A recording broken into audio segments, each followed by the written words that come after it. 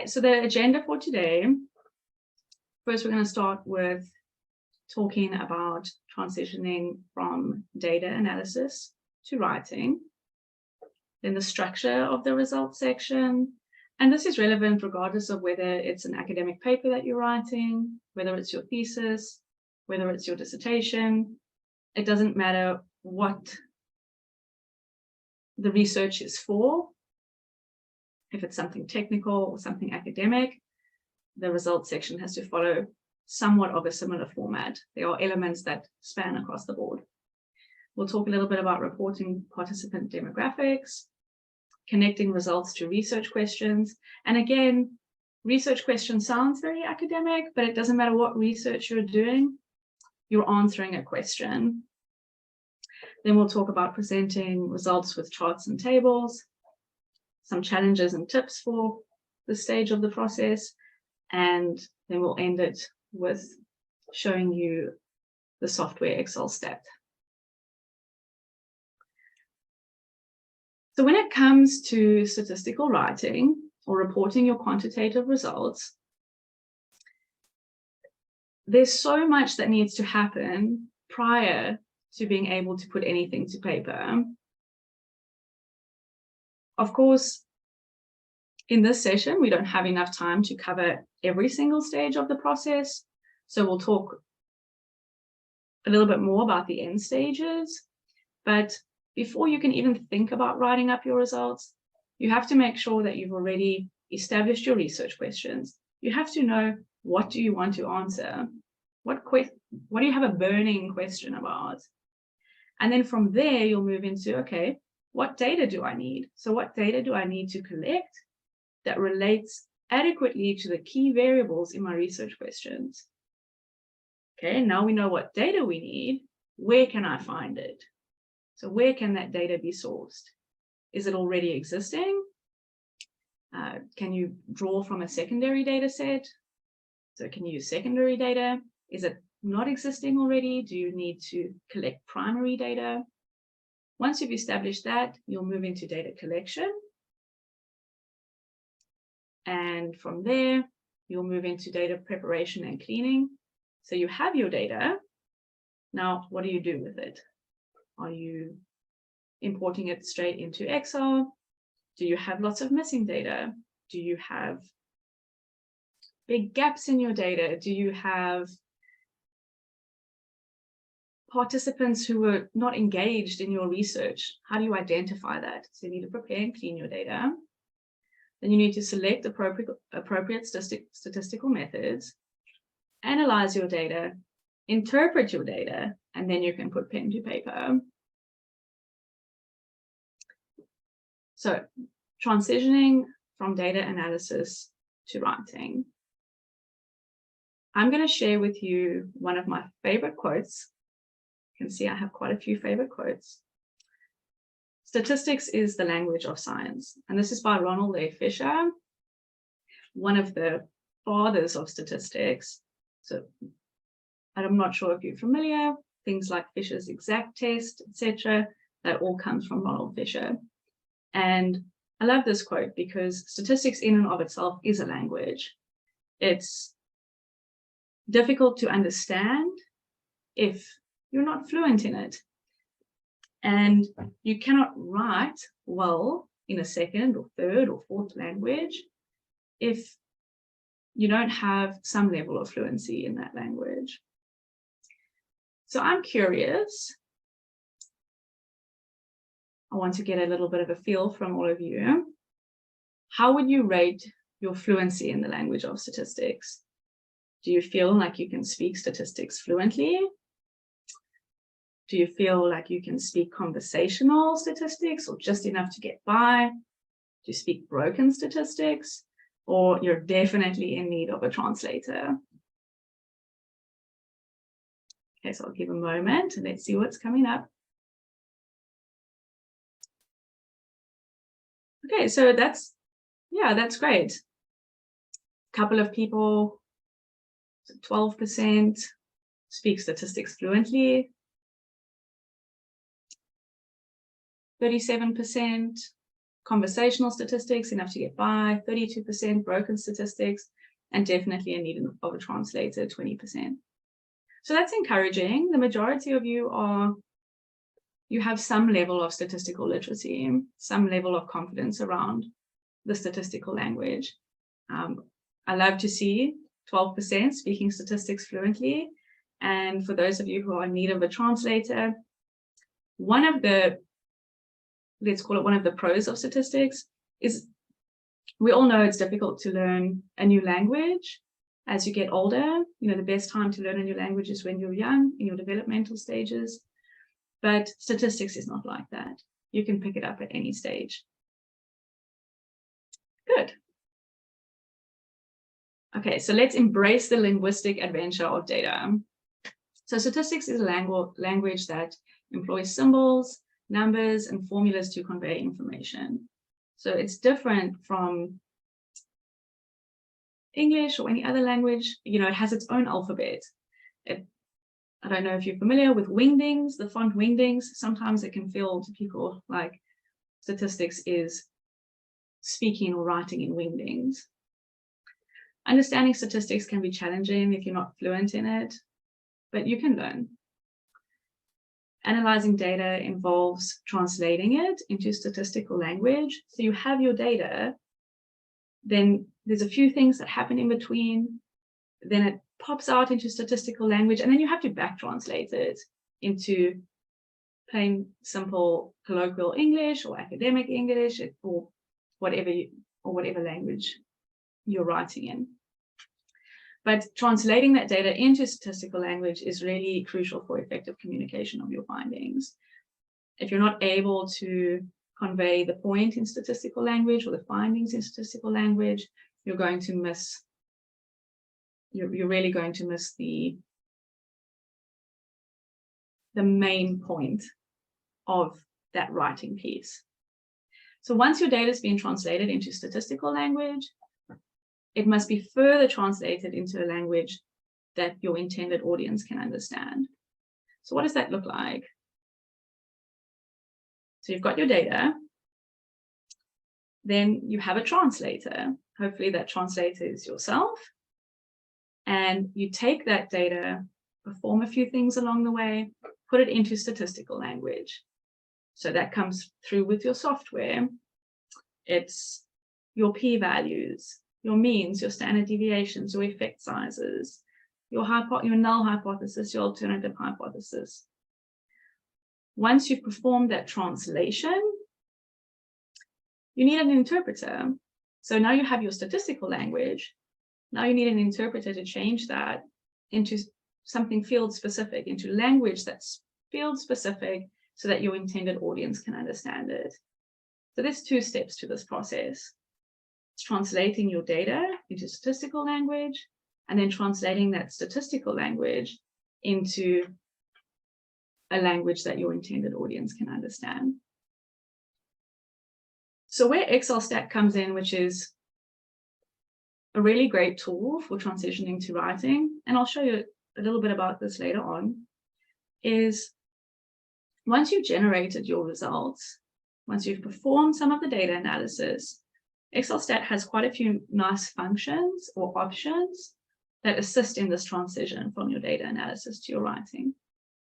So you can export your results into Microsoft Word, and it comes in a reasonably APA formatted output.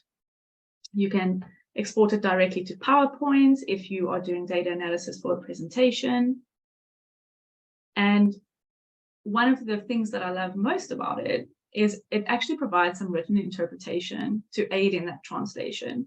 So if you're one of the people who are speaking broken statistics or speak just enough conversational statistics to get by, maybe this can bridge that gap. So I've just provided two screen grabs of the output from XLSTAT, where it's actually giving you the interpretation. And you can see that's written out in somewhat of a mix between statistical language and field-specific language. Okay, so this looks very busy. But what is going on here? So what does this translation process look like? So you start with your data, and then you move into the translation tool, which is XLSTAT. You can see that ribbon across the top there, all the options in XLSTAT. From there, still part of the translation process, it generates your statistical language results, so your tables, your p-values, etc. And then you need to take that, and here's where the interpreter comes in, and you can change it or first export it into Word or PowerPoint, wherever you need, and write up your results. So that's the process, that's the flow that you follow to transition from your data analysis to reporting your results. Okay, so how do we then structure the results section? So firstly, before we move into anything to do with structuring the results section or writing up the results section, you need to plan for it. So consider your audience. What is the kind of language that you're going to be using? Are you using the appropriate terminologies? Choose an appropriate writing style. Again, consider your audience. Consider the expectations for the level at which you need to write. Create an outline. So I always find it really helpful to list out the different sections that need to be populated based on the expectations of either your boss, your chair, your school, your department, the journal that you're submitting it to. And if you have access to one, use a template. There's nothing better than having a template to use. It removes a lot of the uncertainty around what your report should look like.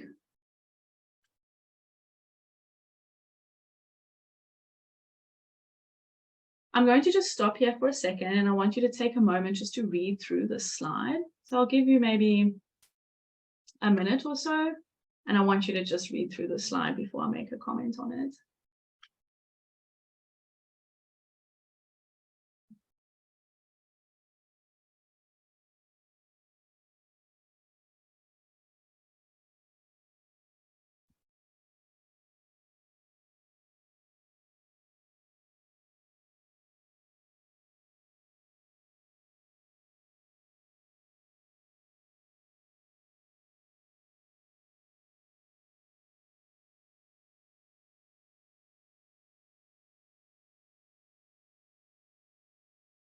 Okay, so I think that this body of text really makes a very important point. So how, though, to order the subheadings? Both empirical and qualitative studies generally produce a far greater body of analyzed data than will actually appear in the final draft of the results section or subsections. It's often difficult, therefore, when initially confronting the data, to know where to start, and it's easy to succumb to the temptation of trying to include as much as possible. The consequence of doing so in both qualitative and empirical theses or dissertations or reports is loss of direction. And this is usually indicated in the latter by a long and confused sequence of tables and figures.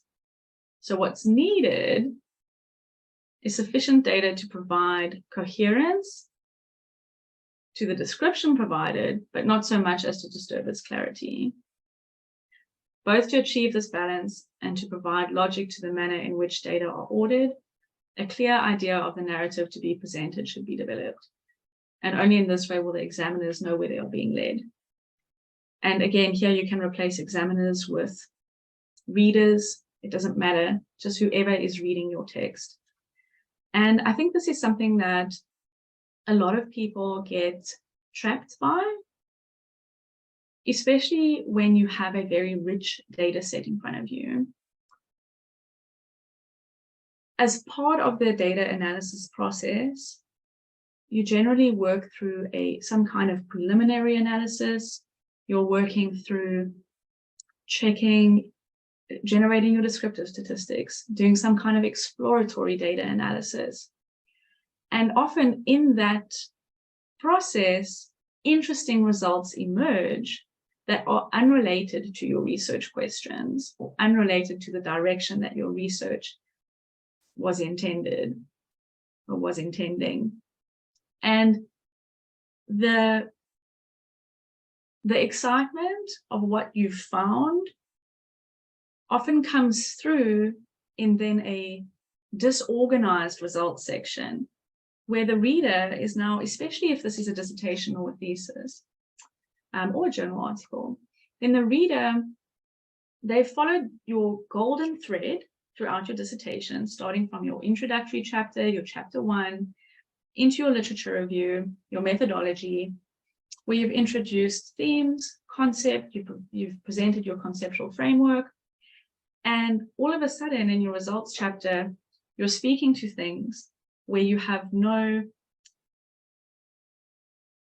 where the reader hasn't been led up to. So it's coming out of left field. And in these moments, I suggest hold this information or hold this interesting finding and report on it potentially in an ancillary analysis in a very short, brief, basic way. And then when you get to recommendations for future research, that's where you come in and you say, this was interesting, it was unexpected, and this should be looked into further. So you really need to stay focused on the thread that you have built throughout your chapters 1 through 3 of your dissertation, if it's a typical 5-part dissertation. Otherwise, even if it's not a dissertation and it's business-related research, stick with what you have proposed to look into. Otherwise, it confuses the reader, or can confuse the reader.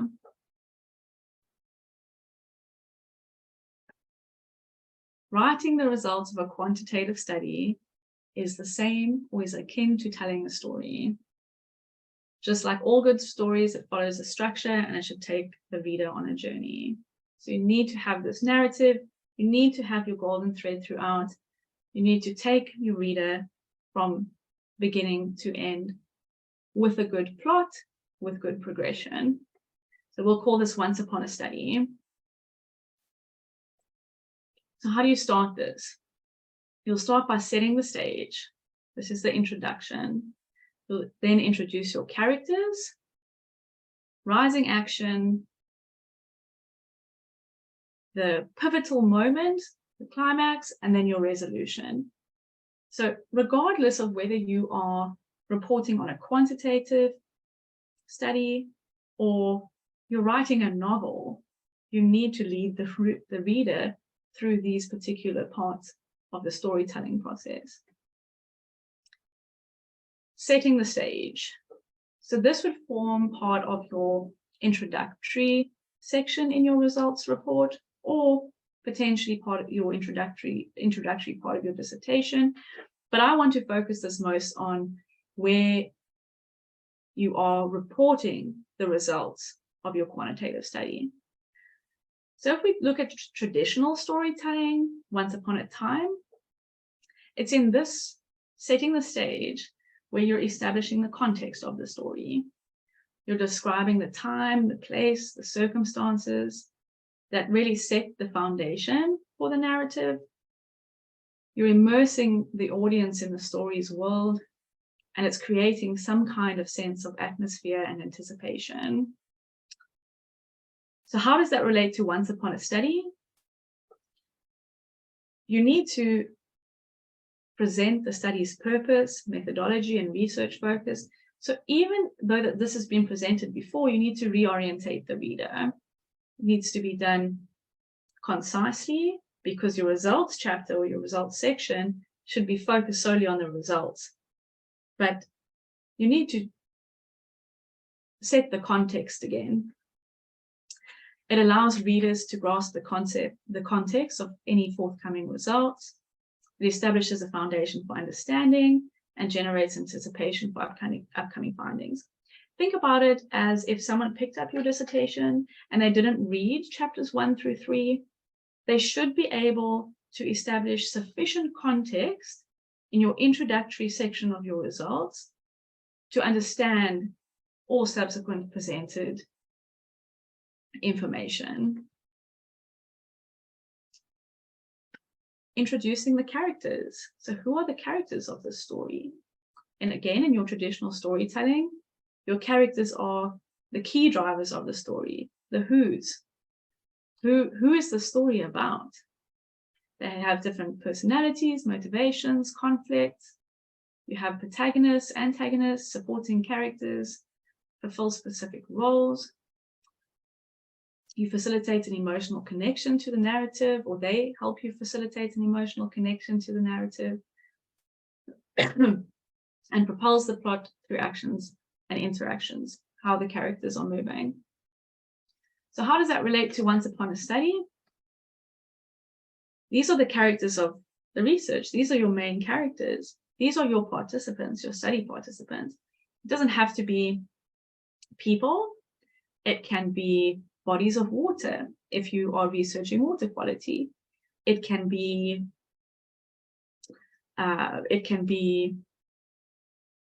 plants. It can be people. It can be animals. It can be anything. Whatever the subject of your research is, those are the characters. You need to describe your population or sample characteristics and demographics. And this helps you provide context for interpreting the study findings. Who do these findings relate to? Who are the characters of this story? And based off of that, your reader is then able to say, okay, the characters in this story were small breed dogs under 1 year. So they know that these studies' findings do not relate to large breed dogs who are 7 or 8 years old. The same thing if you undertake research in, let's say, North Carolina, then you know that you cannot generalize outside of that state, for example. Rising action. So in your traditional storytelling, this really builds up to the climax of the story.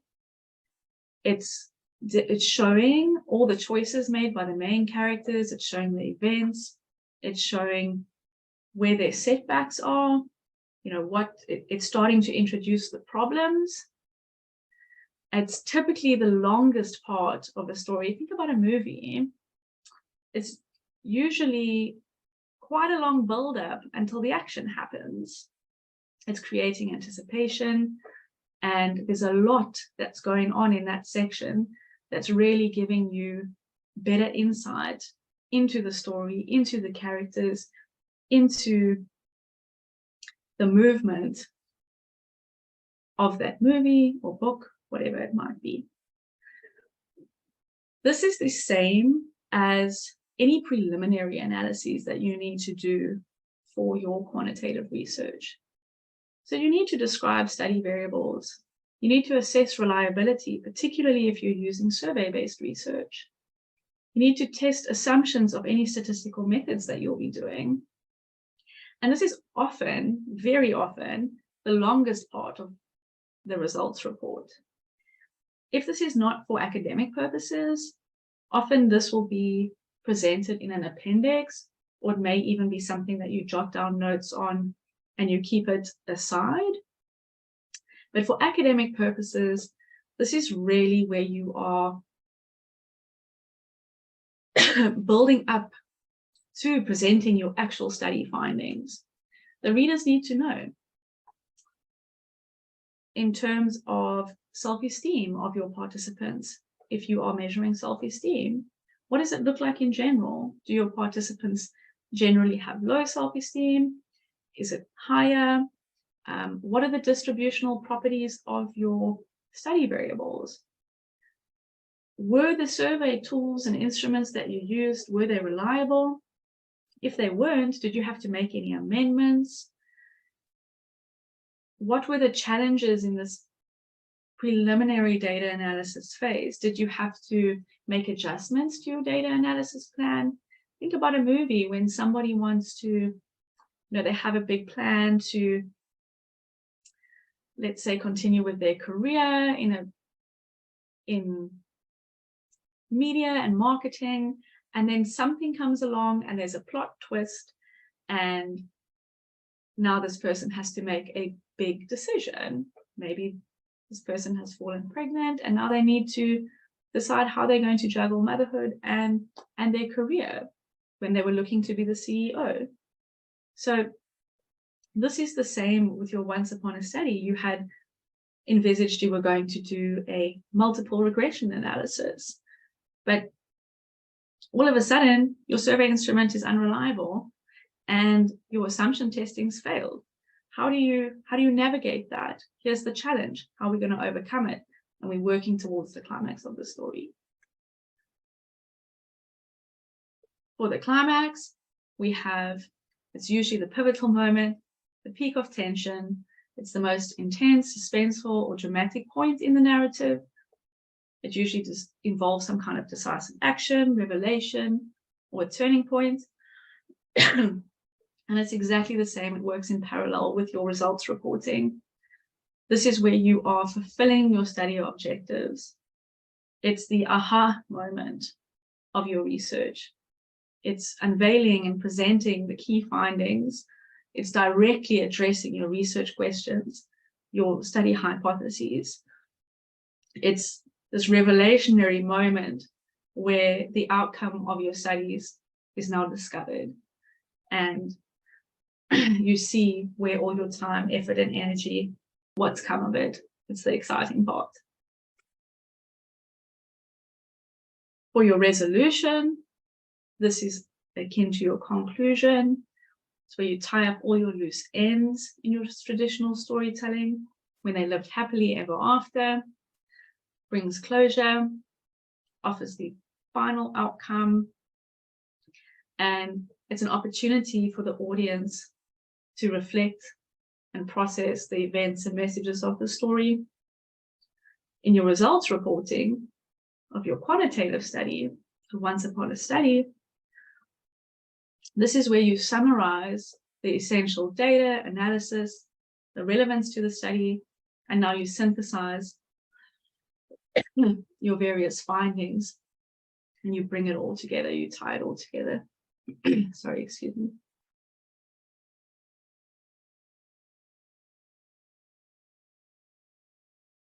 So let's have a quick look at an example. I know there's quite a lot going on here. So again, I'll just give you a minute or two to read through this, and then I'll talk us through it in a moment.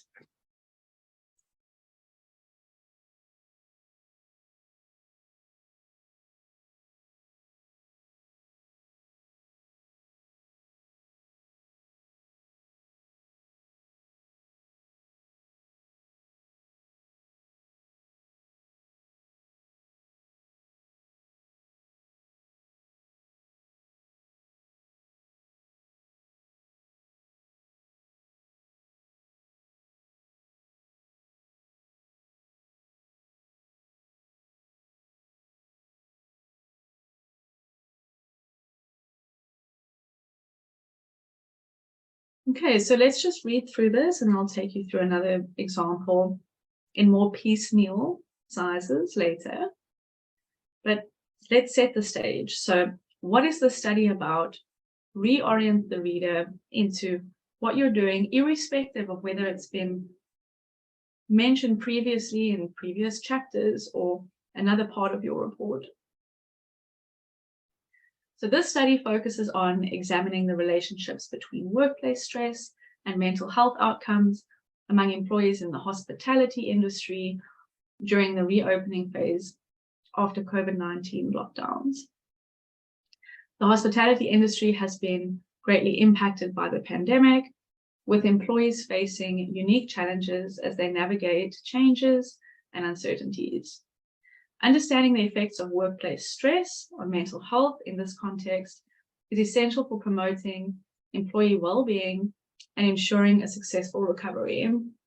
By investigating this relationship, the study aims to provide valuable insights and recommendations to support the development of targeted interventions and policies that enhance the mental health of hospitality workers.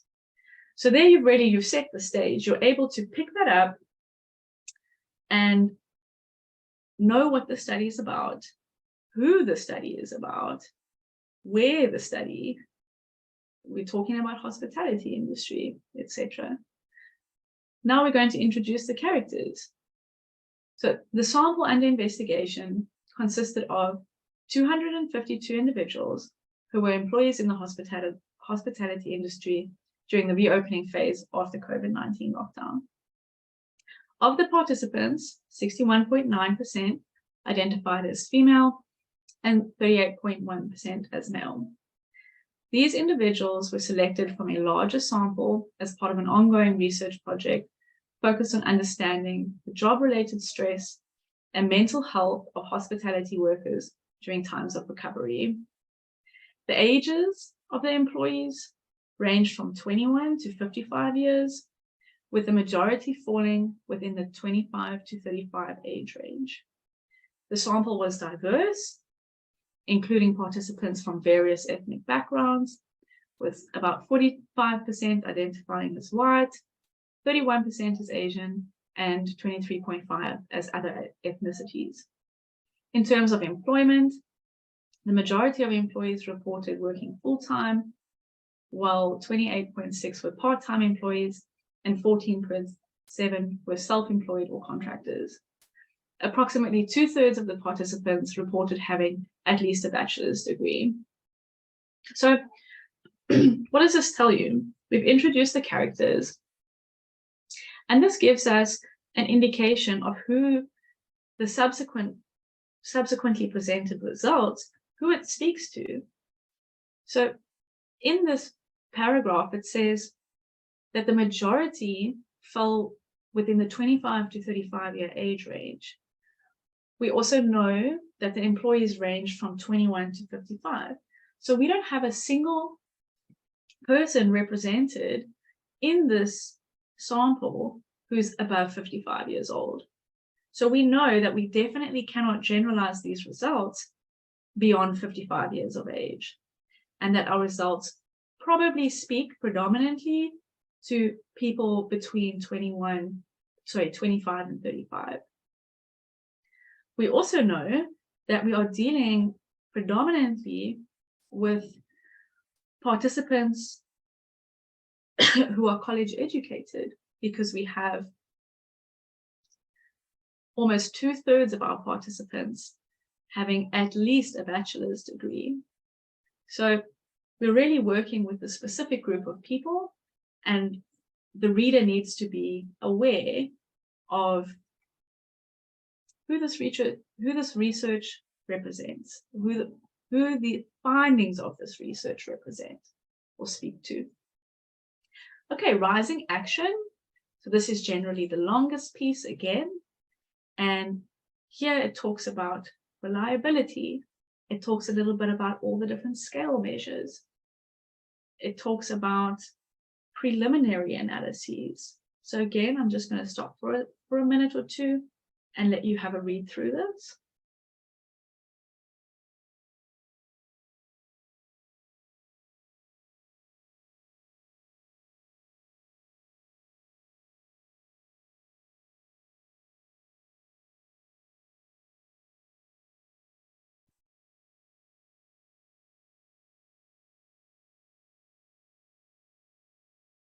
Okay, so I'm going to read through it quickly as well. The reliability of the study measures was assessed using Cronbach's alpha coefficient, and all values exceeded the recommended threshold of 0.7, ensuring the internal consistency of the scales used in the study. The core measures, including scores from workplace stress scale, resilience scale, and occupational well-being scale, were all screened for distributional assumptions and outliers. All distributions showed acceptable skewness and kurtosis values, indicating normality, and no outliers were detected in any of the scales. So we're giving our reader an overview of what workplace stress looked like in our sample. We would normally also report some of the means and standard deviations, etc. But this is just to give you a feel for what this section would include. Then you start talking about identifying potential covariates. So now you're considering confounding variables and how you can include those in subsequent analyses. And then you introduce again, so now this is really leading up to that climax. What did you do? Did you check the assumptions? Were those assumptions satisfied? And we move on to the climax. So the results of the study revealed that workplace stress significantly contributed to the models predicting anxiety and depression. So here we have put forward the ultimate finding from that relates to our study objectives. So we know that workplace stress for this particular demographic makeup of people, that workplace stress does significantly contribute to anxiety and depression. We are reporting our results both in statistical language. You can see there's some p-values, some f-values, some test statistics, degrees of freedom. So we have some statistical language, we have academic language. So we have a mix of both. We're speaking in two languages here, and your results section should always have those two components. And then our resolution. So what did we find? What does it mean? So what? And we take the reader through that. So we summarize it. The study findings indicate that workplace stress plays a significant role in the mental well-being of hospitality workers. And the results demonstrate that higher levels of workplace stress are linked to increased anxiety, depression, and anger among employees. And this highlights the importance of addressing workplace stress and the impact of workplace stress on mental health. And then you can potentially move on to offer your thoughts on what can we do about this? What are the implications of this? Okay, so I've already touched briefly on reporting participant demographics and what's the relevance of it. But I'm going to go through it again briefly because it is a really important part to understand why and how one needs to really give the reader a full picture of who the study speaks to. So it provides context for the study findings. You're also able to then compare different groups of participants. So in the previous example, we were talking about workplace stress on anxiety, depression, and anger. The next question could be, is it different? Does this relationship look different for different age groups? Does this relationship look different for different genders? Does this relationship look different for different states? And you can really zoom in on intersectionality when you're looking at comparisons between groups, overlap of groups, etc. It also helps you identify potential biases in the study sample. So, for example, if you are distributing an online survey, you're definitely only going to get people who have access to internet, a smartphone, working computer, etc. And understanding your sample characteristics lets you know who you can generalize these results to. The type of study sometimes can inform what demographic variables are more relevant.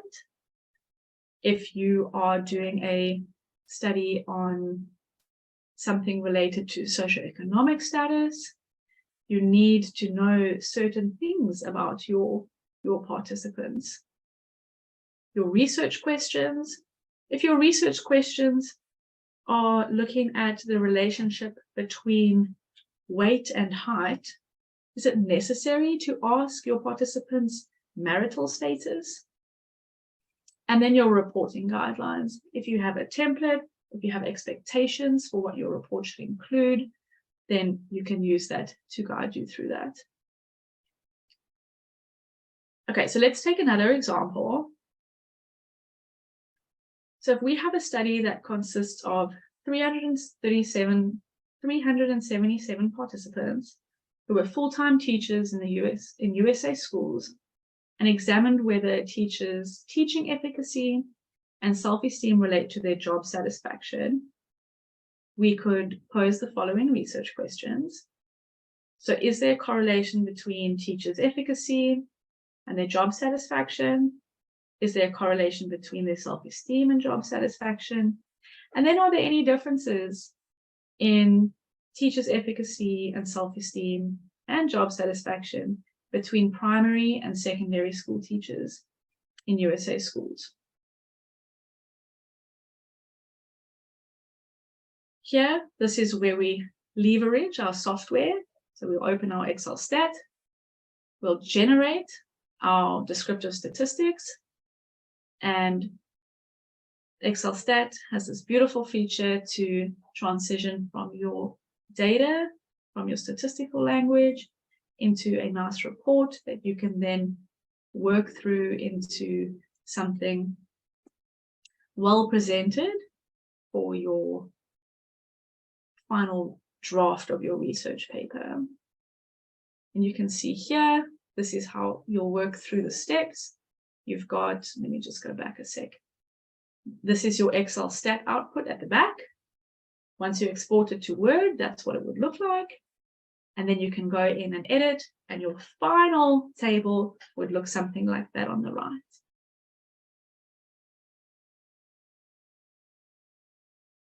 Then let the reader know, okay, what was the demographic makeup of my sample?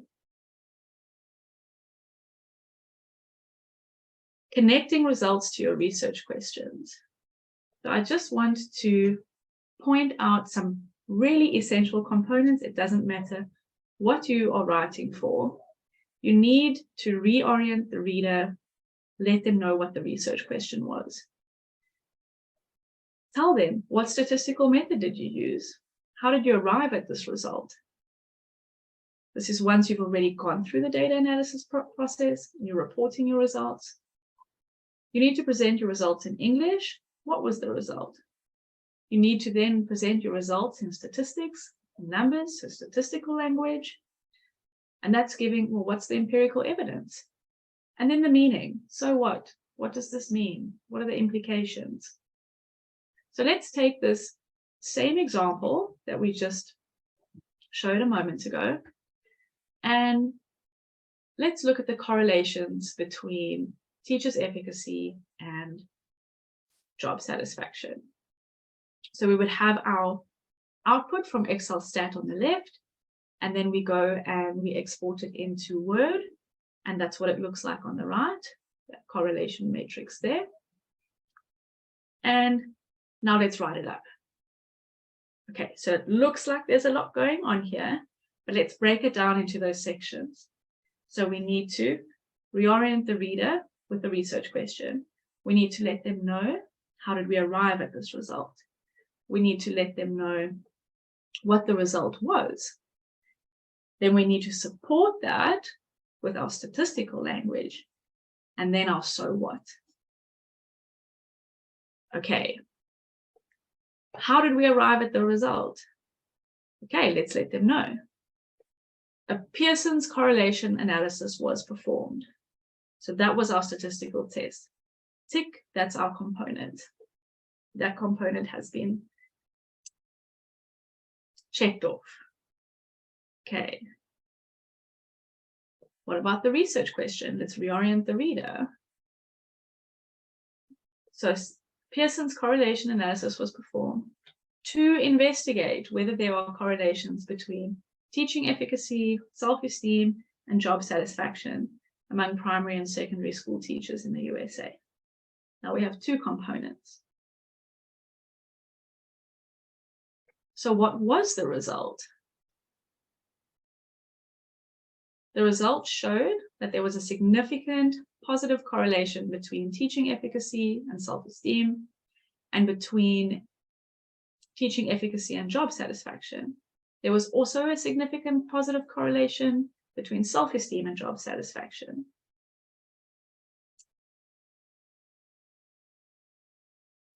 What's the evidence? Where's the evidence? Where's the results in statistical language? Well, there we go. We have to report our test statistic, our p-value, and depending on what statistical test you're doing or what statistical method you're using, this might look different. So this is a very simple example, just using a correlation analysis. If you're doing something a little bit more complex, structural equation modeling, mixed models, or generalized linear mixed models, or even an ANOVA, even a t-test, it all looks a little bit different, but there are some foundations to reporting your statistical results that stay the same. Okay, what does this mean? What are the implications? So teachers who feel more effective in their teaching are more likely to have higher self-esteem and job satisfaction. And similarly, teachers who have higher self-esteem are more likely to be satisfied with their jobs. And you work through, and this is where your field of expertise, your knowledge in the area that you're researching comes in, and you're able to tie it together. Here are the statistical results. So what does that mean? So your field-specific language comes into play here. And then I just want to go through very briefly where charts and tables can come in to aid in this writing process. So our charts and tables really just help us summarize and organize large amounts of data. It's very difficult if you were looking at a spreadsheet in front of you to see anything meaningful. But when you have it summarized into, let's say, a graphical display, you can look at it and very quickly get an idea of what's going on. It helps to highlight trends and patterns in the data, helps you communicate your research findings. And this is an important one for those who are not so well versed in statistical language, or perhaps people outside of your field of research. It really makes your findings a lot more accessible to people beyond your niche, or just to generally a wider audience. Sorry. When you're writing and you're using charts and tables, you always need to provide an introduction and refer to that chart or table. You cannot have any figure or any table in your writing without making reference to it. You need to lead the reader into it. Everything needs a legend for any symbols or abbreviations you're using. Make notes at the bottom of your table. Be clear. You'll see if you're reading journal articles, you'll often see asterisks to indicate something statistically significant. It doesn't matter that that's the conventional way of reporting it. You need to have a note underneath your table, letting the reader know that an asterisk means p less than 0.05 or p value less than 0.001. When it comes to interpreting the chart or the table in the text, never just repeat the information that's in there. If that was the case, you wouldn't need the chart or the table. So you really want to summarize or highlight key findings or bring out points of interest in your text. If you just reiterate everything that's in your chart or table, then there's no point in presenting it in a chart or table. Use the chart or table to support your claims, and it should never be the main focus of your writing. So how do you decide between the two? Because they can both be used to convey similar information. So a chart is visually appealing. I know if I'm reading something, I'm generally more drawn to a chart than a table full of numbers, even though I love numbers. But everybody's different, and you have to start thinking about your audience as well. Who's on the other side? Who's reading it? A chart is really good for showing trends and patterns in data. A table is not so good at that. If you're trying to display something over time, again, a chart is going to do a better job. And if you're making comparisons of data sets, a nice visual comparison definitely does a good job. Tables is a good way to present a large amount of data in a concise way. And it's a better choice when you need to show the exact values of the data rather than just the general trends. But it really is very specific to your scenario, your data, and what you're doing with it, and who it's for. You cannot use every chart with every kind of data. Depending on the data that you have will inform what kind of chart is appropriate. Do you have categorical data? Do you have ordinal data, interval data, ratio data? Are you trying to summarize information? Are you trying to contrast information, show comparisons? You're trying to show relationships.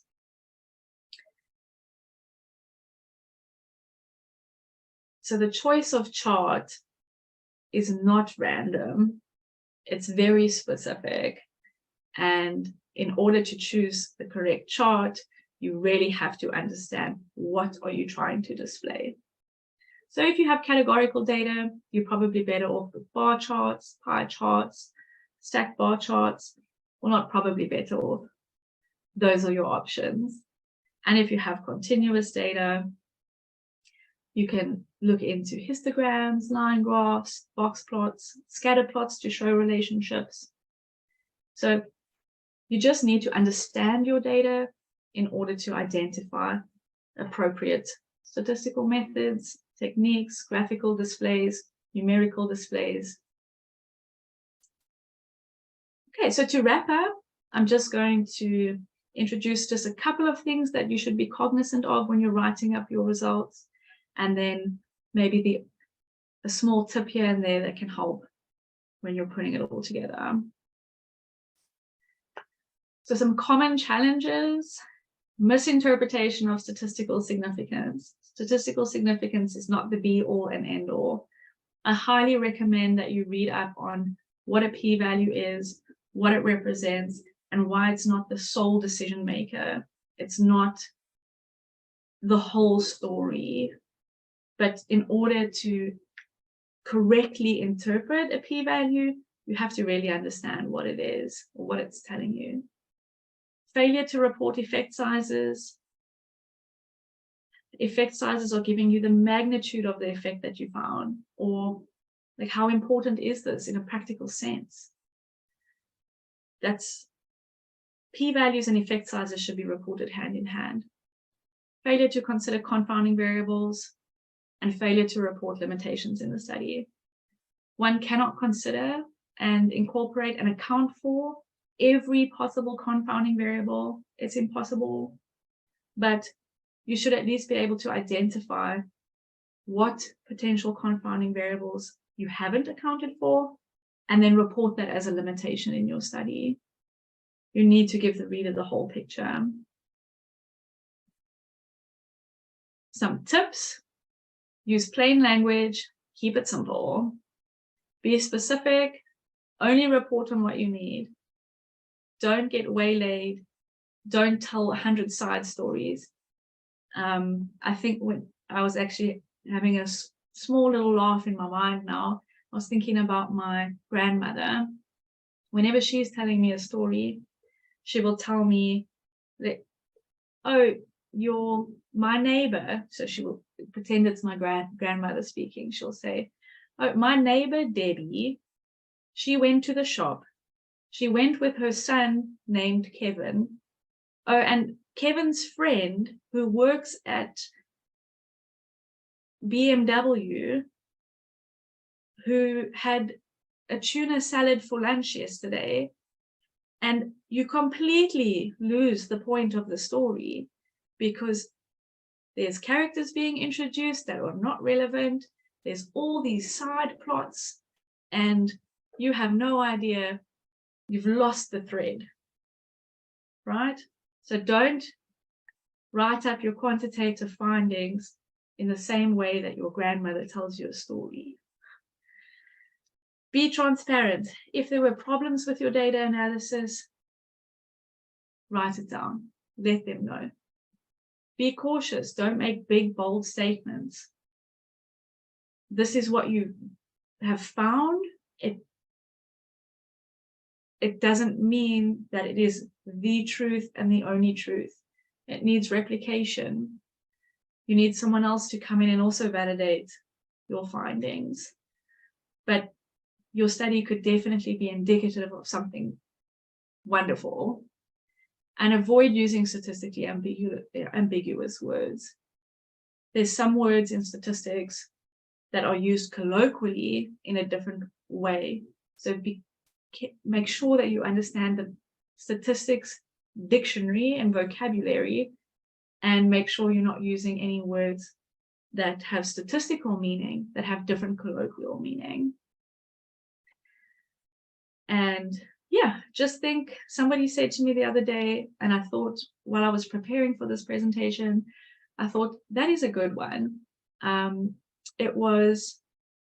It doesn't matter how good the story is, if it's poorly written, it's going to stay on the nightstand. And think about that when you are writing up your results section. And that's it. If you have any questions, yeah, I'd be happy to answer them. Awesome. Thank you, Kirstie. As you can see by the reactions, people really got a lot out of your presentation. We do have some questions. So we'll take some questions now before we go into a quick demo of XLSTAT.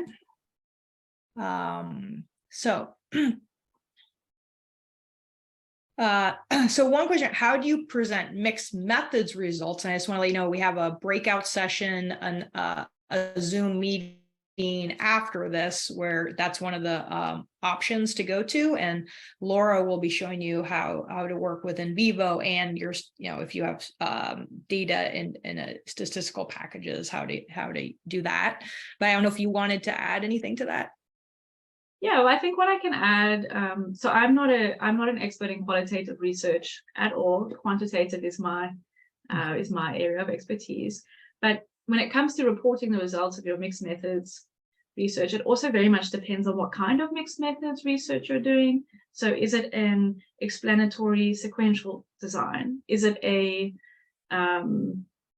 exploratory sequential design? Are you doing your mixed methods, your quant and your qual in parallel? So the way that you report on those mixed methods results has a lot to do with the methodology that you've adopted for your mixed methods results as well. But I do think that probably Laura would be able to answer that in a little bit more detail in the breakout room. Thank you. In the results section, do we need to add subheading for different subsections, or writing in separate paragraphs will be okay? So that very much depends. It depends on what you're writing for. If this is for a dissertation or a thesis, your school or department will generally have guidelines in terms of what their expectations are for the structure of your results section. But the general format is an introduction, your descriptive statistics, which includes your sample characteristics, and then descriptive statistics of your study variables, and then preliminary analyses and assumption testing, and then broken down by research question or hypotheses, and then subsequently a conclusion. But it really depends on your school or what you're writing it for. So there's no one size fits all for that question. There's no blanket approach. In the example used for writing up the narrative, slide 38, do we include the meaning example results suggest implications are in the results section, or is that left for the discussion section? Yeah, so great question. This is similar to my previous response. Depending on the expectation of your school, your department, your chair, some programs want the results and discussion together. And in that case, it would be results suggest, and you would provide those implications directly after presenting the results. And other programs want a results section and subsequently a discussion section. So you would offer very little narrative or implications in your results chapter, and you would save that for your discussion chapter. But when you're writing up your results, or let's say when you're preparing and you're jotting down your notes, I think it's very helpful to write those results down in the structure that I presented a little bit earlier. Your statistic, how did we arrive at this result? What question were we answering? What was the result in English? What was the evidence? So your statistical language. And then, so what does this mean? So write that all down, because it's fresh in your head. You've got that result in front of you. And if you need that discussion chapter to be separate, you can go back and copy and paste all of those implications. And then that can form the skeleton or the outline for your discussion chapter. So the structure, whether it's all together or broken up, it depends on, again, no blanket answer. But yeah, I hope that was helpful. Yeah, you're gonna thumbs up. Okay, so I think we have time for one more question. Can you please recommend the best resource for sample size calculations based on different designs?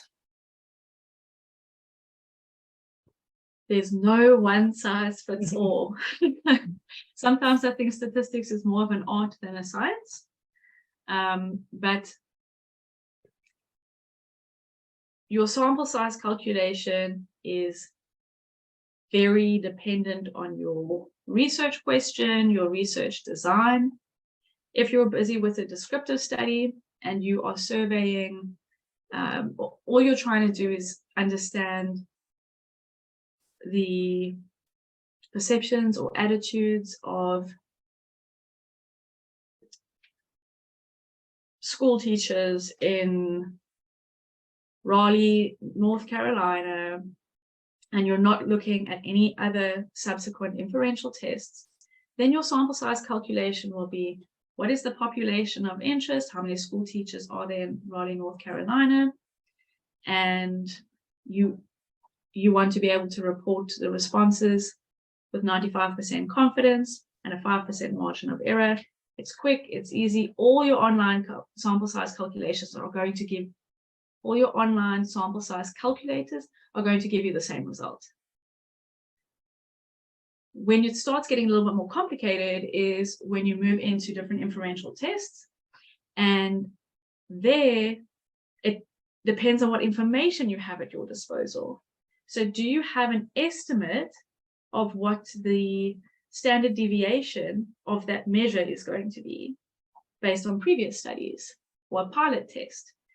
If you don't have that information, you have to take a best guess, or you have to use a method that excludes it, but it's not as reliable a method. There's just so many different nuances. My suggestion is that you, if that's something you're struggling with, rather reach out to somebody who's dealing with it regularly, who can provide a little bit of guidance. There isn't a one-stop shop for that. Great, thank you. So I think if you don't mind, you'll do a short demo of XLSTAT just at a high level so people can see how the software can help them with their statistical analysis, and then also some of that writing piece you shared. Good. Yeah, absolutely. Okay, just give me a second to change my screen share here.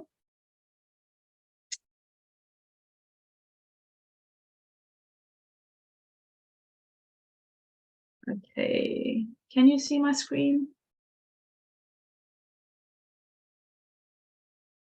Yes, we can. Okay, so you're seeing Excel open? Yes. Yeah, okay. Okay, so for those of you who are not familiar with XLSTAT, this is what it looks like. So you'll open up your data set and you'll have your XLSTAT toolbar here at the top. What I really like about it is that there's no additional software required. I predominantly work with SPSS or Stata or R, and now I'm really starting to enjoy XLSTAT because there's no moving back and forth between different softwares, since one generally captures their data in Excel. So this is all done in Excel, and it's very user-friendly. It's all integrated in easy-to-use ways with the normal Excel look and feel. So if you're already comfortable and familiar in Excel, then this just feels like the next step. It's not learning something new entirely. You've got quite a few different data preparation options. If you need to do variable transformations, if you want to identify missing data, if you need to recode your data, so maybe reverse score different variables. For your describing data, you can start with your descriptive statistics. So let me do that. Let me show you an example of that. So I'll go describe data. I'll click on descriptive statistics. And this is what the pop-up then looks like. So sometimes these pop-ups don't show when I'm sharing my screen. Stacey, can you see the descriptive statistics box? Yes. Has it popped up? Okay. Yes, we can. Okay, so let's say I want to summarize the demographic information. So I want to know, who do these results speak to? So I will click on qualitative data, and then I will select my teacher. So is it primary or secondary? I'll select age, teaching years teaching experience, and I will just select all of this data here. And then I can go to options. If you want to rescale it from 0 to 100, if everything's on different scales, you can do that. But this is definitely not necessary here. We're dealing with qualitative data. The outputs, on the next tab, the outputs, you have so many different options. So for qualitative data, you can ask it to tell you the number of observations, number of missing values, the number of observations without missing values. You can ask for the different number of categories, mode, etc. But generally for your results reporting, all you really want is you want to know what category. So for example, with teachers, it's primary or secondary. So you want it to tell you the category. You want to know the number of people in each category.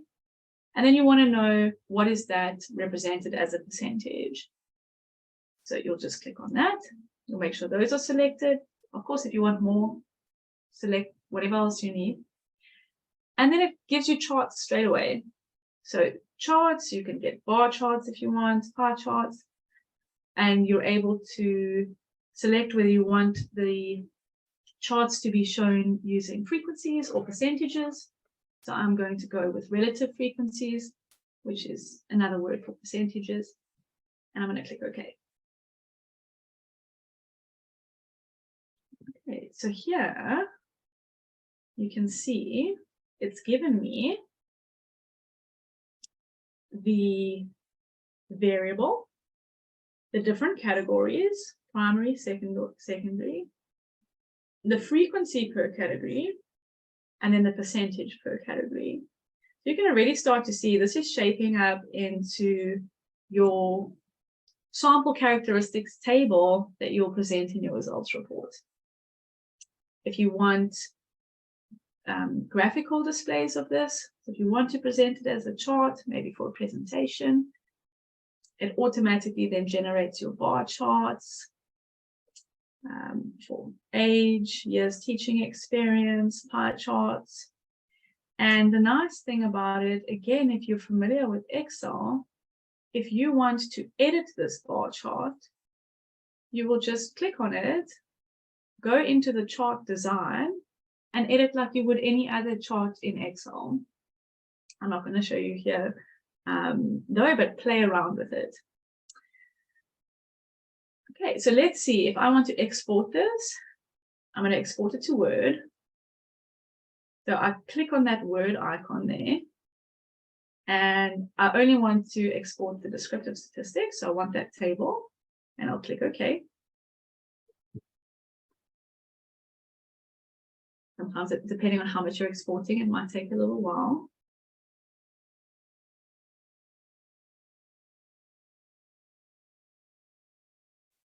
And you can see here, you already have very much an outline for what your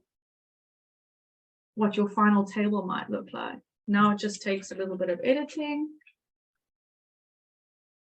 And this could also have been done in Excel, just removing the decimal places, of course. But you can see how quickly you're able to create an APA style table,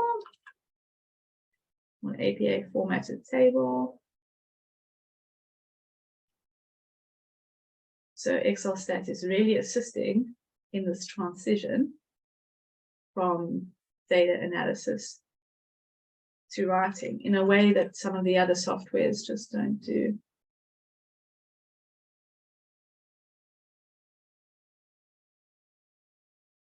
So you can see here already, we've got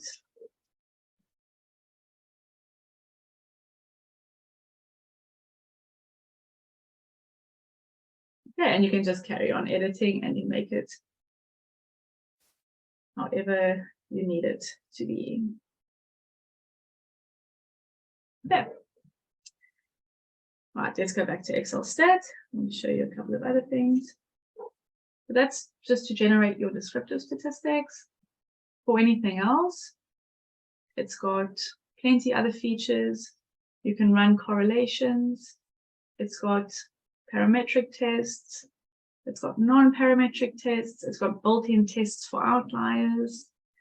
It's got linear regression, ANOVA, ANCOVA, repeated measures. It's really a very extensive software that covers everything that your conventional, not conventional, but maybe the statistical software that you're familiar with or previously familiar with.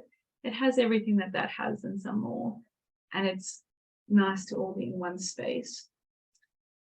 So let's just take an example. Let's do a 2-sample t-test. So what I'm going to do here is I'm going to compare let's say the self-esteem or self-efficacy, teaching efficacy across primary and secondary teachers. So the data is what I want to compare. So I'm going to take,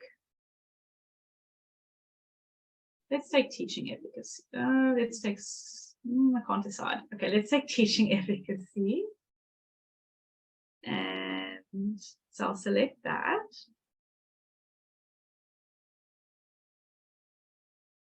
Okay, and then my sample identifiers is my grouping variable. So I want to compare it across primary and secondary teachers. And I can go here to options. I can just check everything here is as it should be. So the alternative hypothesis, or what I'm testing, is it was teaching efficacy. Is the teaching efficacy significantly different between primary and secondary teachers? And if it was different, it means that the average scores are different from one another.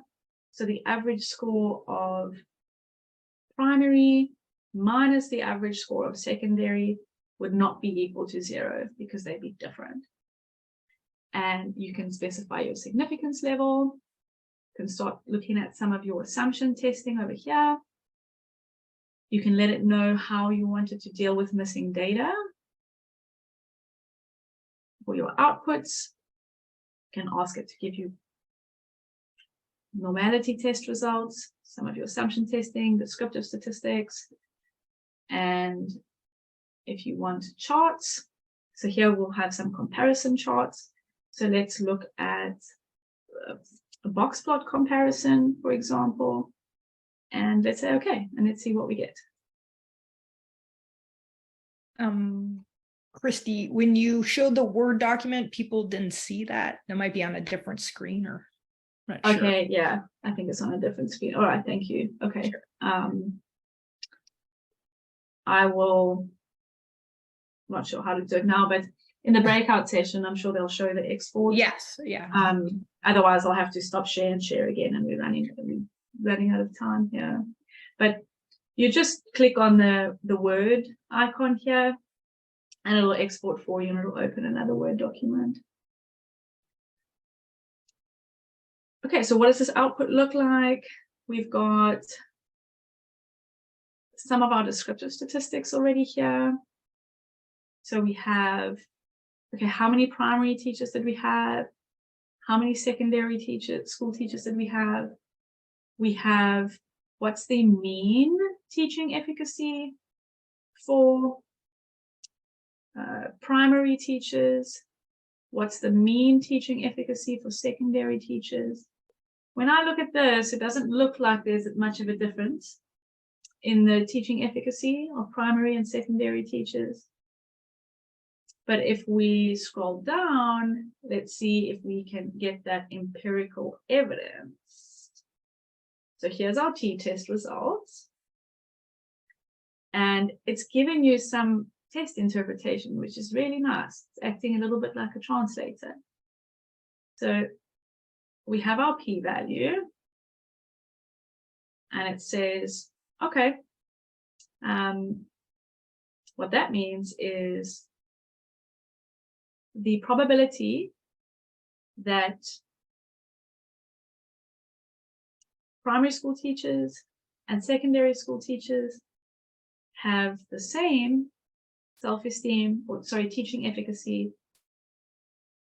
is roughly 77.9%. That's a very, very intuitive, rough and ready definition of the p-value. It's not the actual definition, but it's an intuitive way to understand a little bit what it's getting at. So here it says, okay, there's not enough evidence to say that primary and secondary school teachers have different teaching efficacy. So therefore, we cannot reject the null hypothesis. So no, there is insufficient evidence. And it's generated this lovely box plot for us that you can quickly at face value see the teacher efficacy between primary and secondary teachers. The distributions look almost identical. So there's definitely no significant differences here. Just for interest's sake, before I wrap up in a moment, I'm going to run it with, now I've lost my XLSTAT. I am going to run it with a different variable. So I'm going to do the same thing, but I'm going to compare, instead of comparing teaching efficacy, I'm going to compare self-esteem and job satisfaction, both of them at once. Okay, I'm going to leave everything else the same and click OK.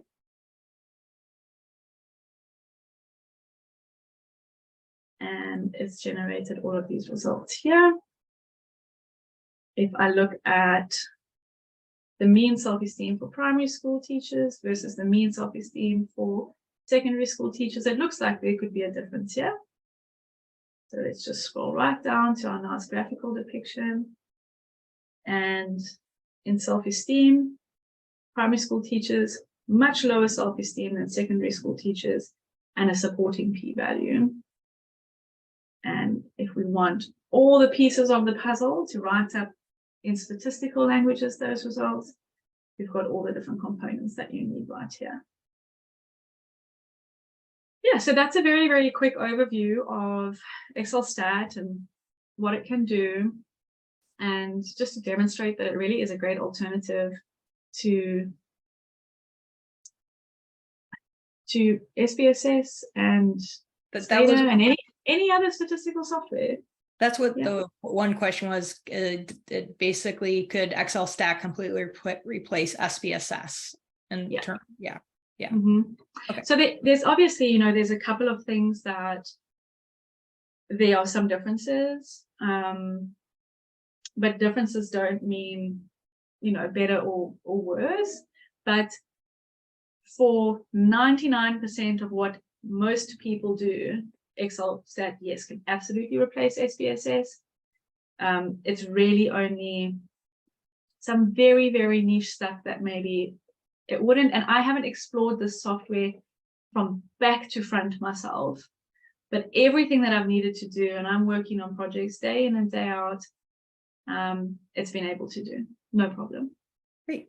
And the next sessions, one of them will take you into a deeper dive of how to use XLSTAT for statistical analysis, and then the others on mixed methods research with in vivo. So hope to see you at the next sessions too. But thank you, Kirstie. This was great. I think people got a lot out of it, so we appreciate it. Good. Yeah. Thank you for having me. I enjoyed it. And yeah, if anybody needs help with statistical support, you know where to find Dissertation by Design and me. And yeah, I'd love to work with you. And they'll be at their booth too. So the booth's open today till 2:30. So thank you. Come across, say hi. Hey, see everyone in the sessions. Bye. Thanks everyone. Bye.